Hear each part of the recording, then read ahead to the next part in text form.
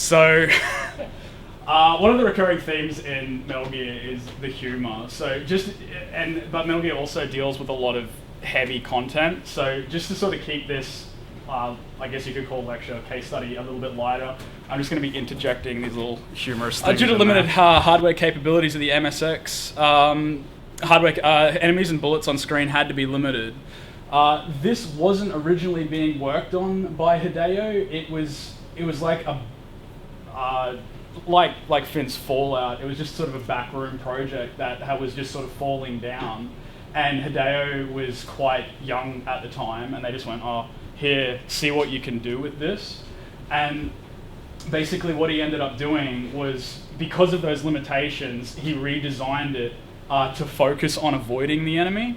And that was pretty much inspired by the game Hide and Seek. So, like, you know, go and hide, 1, 2, 3, 4, 5, 6, 7, 8, 9, 10. I talk a little bit about that more later, but that's what we pretty much need to know for now. Due to this, it's actually widely considered to be the progenitor of stealth gaming. There were 2 titles before it that dealt with stealth elements, but it wasn't the core of their gameplay. It was Castle Wolfenstein in 1981 and Beyond Castle Wolfenstein in 84. They had like disguises and like dagger attacks and stuff like that, but like I said, it wasn't the focus of the gameplay. Yeah, and then the inevitable Metal Gear Solid, released 3rd of September in 1998 for the Sony PlayStation. It was initially conceived as Metal Gear 3 to be released for the 3DO. They didn't end up releasing it for the 3DO because of a decline in support. So the 3DO was sort of dying off, and they were like, "Oh, we might as well just do this on PlayStation." Its gameplay was very acclaimed, but opinions were very mixed over the content in the game. A good deal of the game's plot asked rather philosophical questions regarding meme and existence. Now, we're not talking meme as in like lolcats and arrow to the knee, but meme, if for those that don't know, is actually an idea or behavior or style that spreads from one person to the next in a culture. So those internet memes are internet culture memes. But like Finn said, I would say Fallout's probably a precursor to postmodernism in terms of game design, in the fact that there was no absolute truth in the way you actually played Fallout. You could just do whatever you wanted. The man himself, Hideo Kojima, born 24th of August 1963. He initially wanted to be an artist, illustrator, or film director. Film director sort of speaks worlds. He's responsible for the core design, themes, and story within the Metal Gear series. He has had co-writers. There have been people that have helped him with the story, but for the most part, it's all his brainchild. And his work is usually accompanied by a large amount of semiotics, which I'll show as part of this lecture. I can't emphasize that last point enough. Like, the way he works is pretty much over the course of a production, almost all the content flows through him. Like, he personally checks everything to make sure it fits with his vision and fits with everything that he wants the game to become. Okay. I think someone's getting a little bit jealous here. You know, I'm talking about all this stealth play, and I think someone's getting a little bit upset. So let's just give Altair a little bit of leeway here. So this is just an example of just some of the silly things that can come up in Metal Gear. There's some straw below you. You can dive into it with the action button.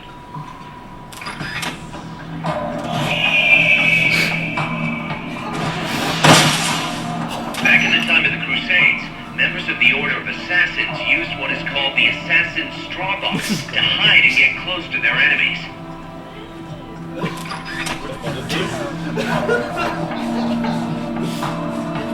Drag him inside the box.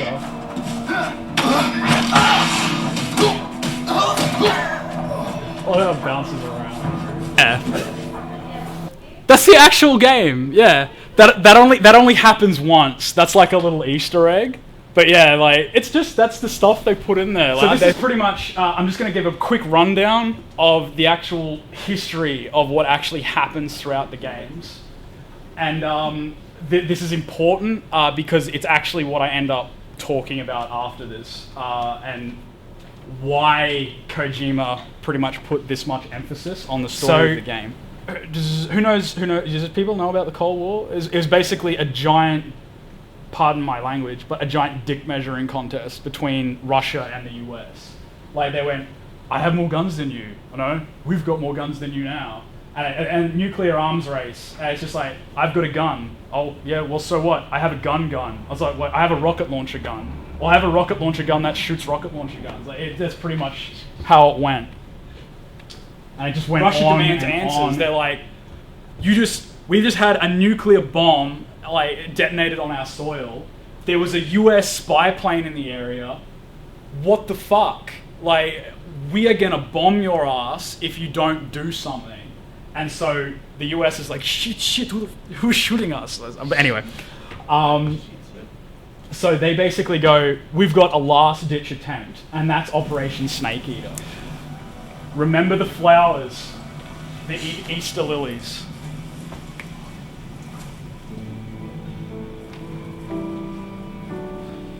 Take this. That's the legacy. Keep it safe.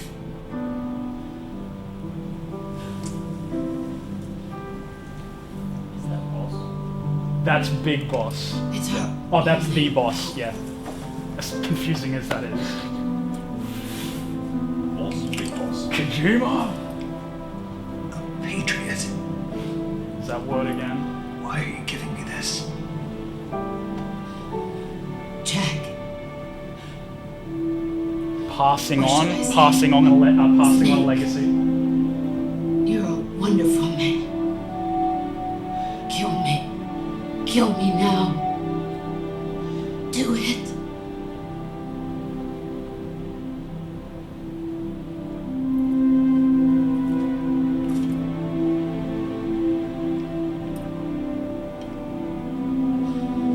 There's only room for one boss and one snake.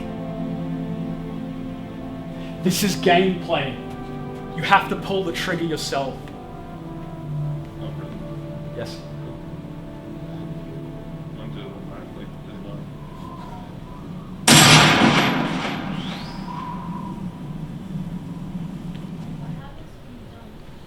I think it might shoot It them does it automatically. automatically. I didn't even think it should. But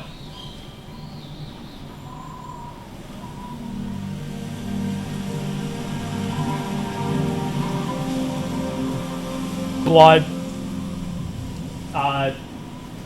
corruption of innocence.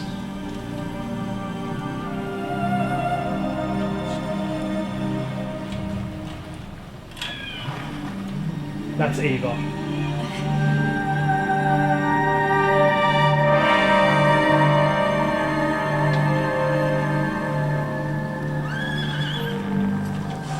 That's the boss's horse. It's not some crazy hallucination or anything.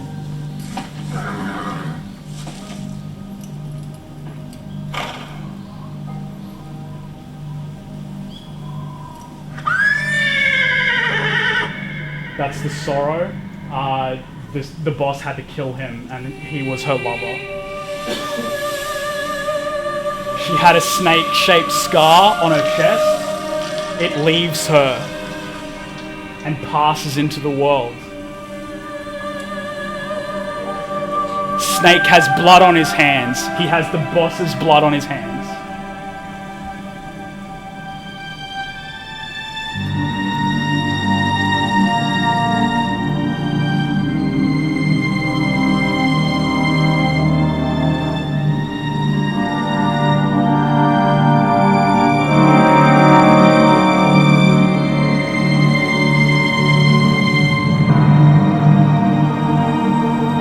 Notice that the petals are falling from nowhere, like tears. It's also like, I think it's sunrise, but notice that it's sunrise. It's the dawn of something new. That's But important later. She was loyal to the end, and she was willing to die for her belief to reunite the world. This, I cannot stress this enough. That belief of the boss, the whole thing about being loyal to the end and dying to create a unified world, sets up everything else It sets up everything that is going to come after this. So yeah, the boss died to create a unified world, or wanted to create a unified world. With those funds that Ocelot steals, Major Zero forms a group known as the Patriots. Its members consist of Big Boss, Ocelot, Sigint, and Paramedic. The group is dedicated to honouring and achieving the boss's ideology of a unified world. Yes. Remember that. That's what this all hinges on. More semiotics here. Plus, it's just a great video.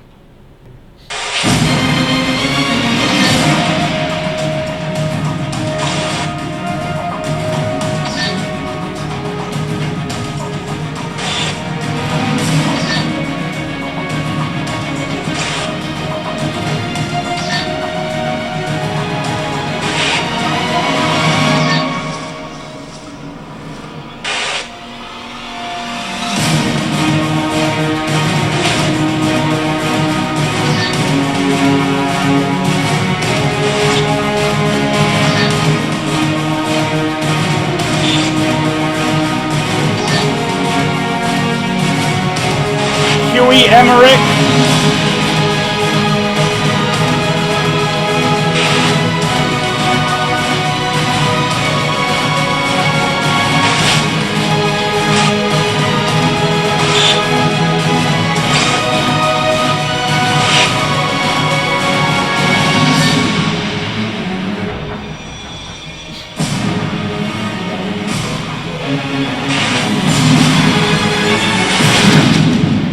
So what did you just quickly?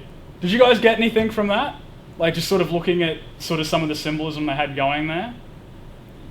Anything? Yeah. Sorry. Peace. Yeah. But peace through what? Peace control. Yeah. Yeah. Peace through war. Peace through. It's actually nuclear deterrence. This whole thing is just symbolism for nuclear deterrence.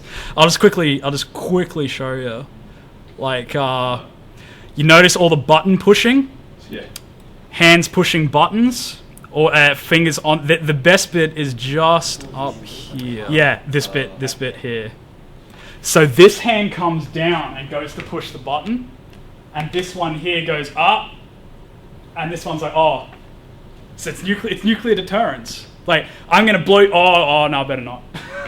That's what it is. I just thought that was really, really cool and really clever. With his final mission complete, his system carrying the mutating fox die, and being the last true remnants of the Big Boss legacy, Solid Snake has one last thing he has to do. Again, it's sunset in a graveyard with the Easter lilies. Isn't this the title screen? Yes. It begins with the end. That's the boss's grave. So the boss, the woman, from the very beginning. Which is, yeah, it's unmarked. It just says in memory of a patriot who saved the world. And then next to it is Big Boss's grave. A hero forever loyal to the flames of war rests in outer heaven. Oh, this is Arlington Cemetery, by the way. Last punishment I must endure. Basically, they have for real, they actually have a hero section where they bury people that are Wipe essentially this considered from to the be face of the heroes. earth. Okay, so as I was saying through the whole thing, this is pretty much the core. This is what Kojima was going for when he actually created, and he's been quoted as saying, "Legacy is the core theme of the entire Metal Gear saga."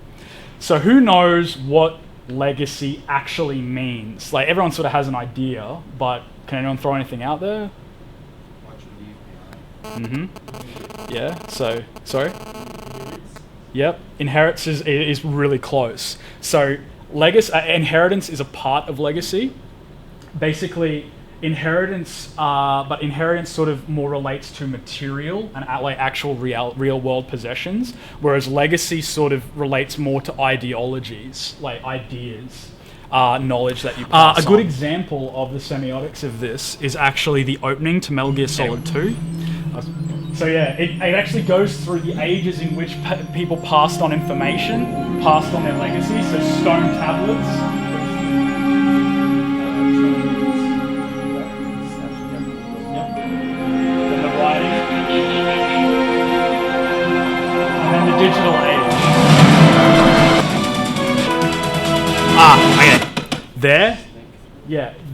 it's the DNA, and the snake breaks away from it. So it's basically that's symbolic of Snake breaking away from the bonds that had been created by the Patriots. They're like, oh, you're a clone of the big boss. You're going to do what we want. You're going to be what we want you to be. And he's like, okay, no. So that's pretty much it. So yeah, legacy, legacy, legacy. That's all of Metal Gear. Just remember legacy. That's it. So yeah. Yay.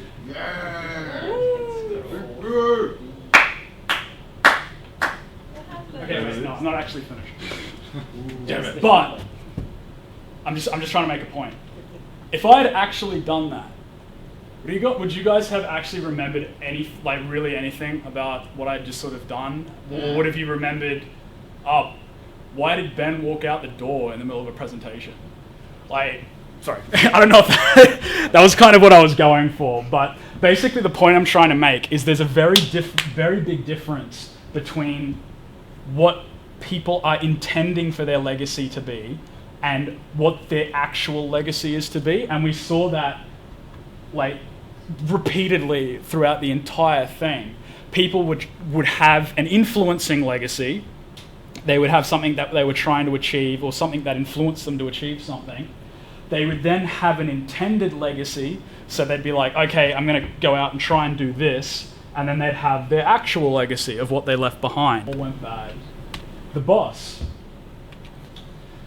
She was influenced by the philosophers. She was born into the philosophers, her father being, this is something I didn't touch on, her father being one of them and told her about the organization, but he was killed. And the philosophers basically took her in and went, you're going to be one of our agents now. So they gave her this idea of a unified world, which is what she wanted. She wanted to have this intended legacy of a unified world. She wanted to bring the world, wanting to reunite the world once more. It was because it was split into the East and West. However, sadly, like the philosophers, she pretty much spawned a legacy of bloodshed, as people fought and fought and fought to bring their versions of her intended legacy into being. So her actual legacy was that she left all these people in her wake that were like, this is a really great idea, let's do what we want. And, oh my God, let's do this. This is, sadly, it's horrific, but this is what I think causes so many problems in the world. Like, I hate to bring it up, but yeah, like Christians and Muslims, I think it said here, they're both wanting to make good, but even the extremists, they still want to do good stuff on either side, but because of their beliefs and because of what they want to do, it's just creating all this terrible bloodshed. People want to seem to take legacies and make what they want of them. So Jesus went out and went, do unto others as you would have them do unto yourselves. And yet that somehow spawned the Crusades? Seriously, this is what humanity has done. They seem to take these legacies that are provided to them and go, I can do something with this, and then they go off in some other completely different direction, and it's astounding. It blows my mind. And this is the stuff that Kojima has brought up in this game. Now, this is just taking the concept of legacy one step higher. And this is where Hideo comes. Well, Hideo was involved in the other stuff, but this is where this guy really starts to shine. So, this is a direct quote from the man himself. I don't want people to play my games just for fun or because they have nothing else to do. Sorry if I'm anyway. I want the players to find something more, to enrich their lives through games. Hideo Kojima. That is an incredibly noble and incredibly ambitious thing to say and try to achieve in these games that he's created. He goes through and discusses all these socio-political elements in the games. PMCs, nuclear proliferation, nuclear deterrence, commentary on the military and its use and whether or not it's right to be using a military in the ways that they're being employed in the world today. Talks about cloning, whether or not it's ethically right to create a person that is a clone of another person and expect them to live as that other person lived. What if that clone wants to live their own life? Child soldiers, unmanned weapons, the whole concept of the Metal Gear. Whether or not it's right, as you're bringing up, to send unmanned weapons to kill people.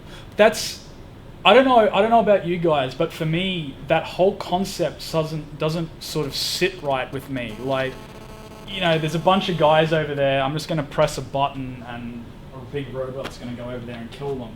It sort of detracts, it removes humanity from war.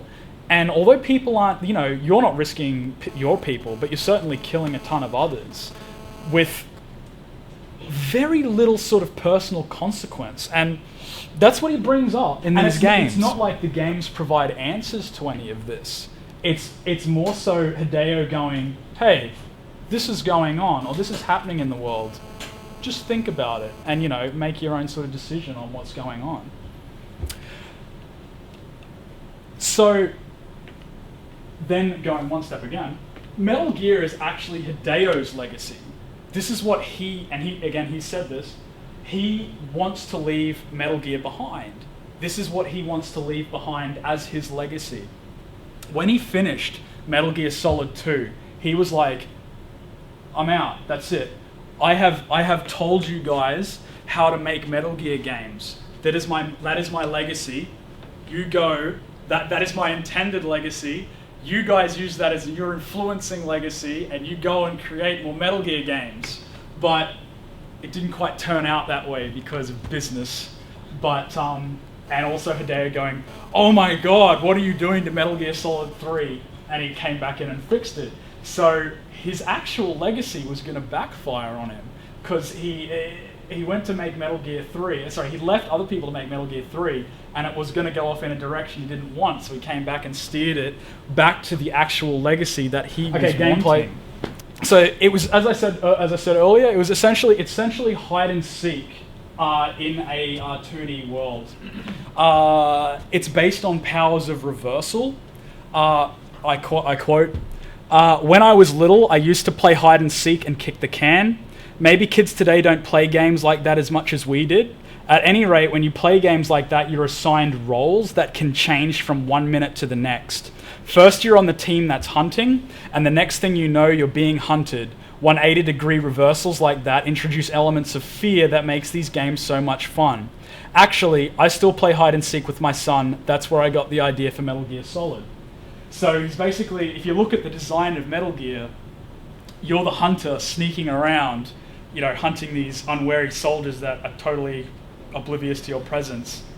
The second you get spotted, it's a complete 180. You're completely powerless, and you have to try and run and hide. Art's a funny thing, because Yoji Shinkawa, the guy that created all this iconic art for Metal Gear, wasn't involved with Metal Gear 1 and 2. He was only involved with Metal Gear Solid and onwards. So my argument is that you can make a Metal Gear game without art, but you can't make a Metal Gear Solid game without art. That artist is Yoji Shinkawa, born 25th of December, Christmas guy, Christmas baby, 1971. Began working for Konami in 1994. First artist in the company to receive an S rank on his portfolio. Yeah, they rank people's portfolios. This is Frank Miller. So I'm no artist, but the two things I can kind of take away from those influences is his use of positive and negative space to create characters and create environments. This is a perfect example. Like, this here is just a void. There's nothing there, and even here, like even up under the face, like it's just this. Like, this is the only positive space in the whole thing. You see the hand there coming up to grab his coat. Like, it's all created with just these, just black and white. So it just It lets you fill in the rest. Yeah, it lets your imagination fill it in. Good old Mobius again. And what I believe he took away from Mobius is using organics in his mechanical design. Not so much this one. I believe this was kind of something that inspired Metal Gear Arsenal, which is this big sort of egg-looking thing. So that's like a submersible, but it's a whale. Like, it's Yeah, so like this weird mix of organic and of organism and mech, essentially. Like here, like that's that looks like an animal, but it's got wires and it's been opened up and it's got wires coming out of it. Like the gecko are half organic. Like here, again, like the whole positive and negative space. He has no leg, but it gives the impression of it being there with those outlines. Same here, same with the top of his head, same with the side of his face. What I believe this brings to the franchise is this illusion that the characters are these shady, mysterious, almost misty, like they blend into the backgrounds as agents of these faceless organizations. Oh, here's the mech design. So you can see here sort of the influences in organics. Like the legs, they have that almost animalistic look to them. They've got the almost cellular structure. The wings, like they're wings, that's what they are. Well, they're not in the game, but they look like wings. And it's got a beak. It's like an eagle head. Okay. I'm dead serious, this is all in the game. Snake controls, in number 4, Snake controls the Metal Gear Mark II with a PlayStation controller. Yeah, if you get into the right angle, you're sitting there with a PlayStation controller. Just let me quickly get through this. Kill a boss before you're meant to fight him. This is for Finn. So, this is a bit early in the game, and if you have a sniper rifle and you do this, you can actually kill a boss and never end up having to fight him. He's sitting in a wheelchair. Shoot an old man in a wheelchair.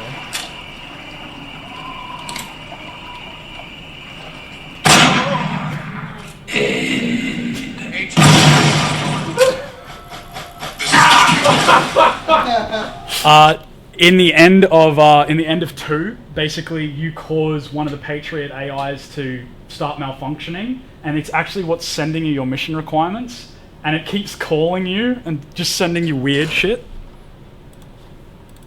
Raiden, turn the game console off right now. What did you say? The mission is a failure.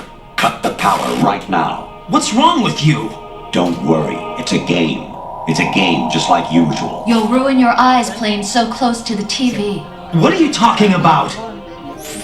Honestly though, you have played the game for a long time. Don't you have anything else to do with your time? You wouldn't be trying to give yourself a bogus score using some ingenious trick, would you? That's just about as low as anyone could possibly stoop. I can't believe you sometimes. Infiltrate the enemy fortress, outer heaven. Destroy the final weapon, Metal Gear. They're all the programmers. I hear it's amazing when the famous purple stuffed worm in Flapjaw Space with the tuning fork does a raw blink on Harry Carey Rock. I need scissors. 61. Variety level 7. Shoot this down happened to me at like 2 in the morning, will have to be postponed and I was like, we are invaded by UFOs. "What the fuck's going on?" Hideo Kojima's in Peace Walker. This is also the Metal Gear reference in Peace Walker. From the terminal.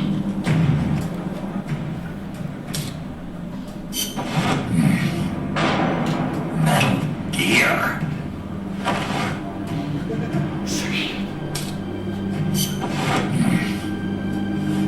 Mr. Kojima. And then he actually joins MSF, and you can use him as a unit. Have art, story, gameplay, and humor all plug into Legacy and create a Metal Gear Gestalt.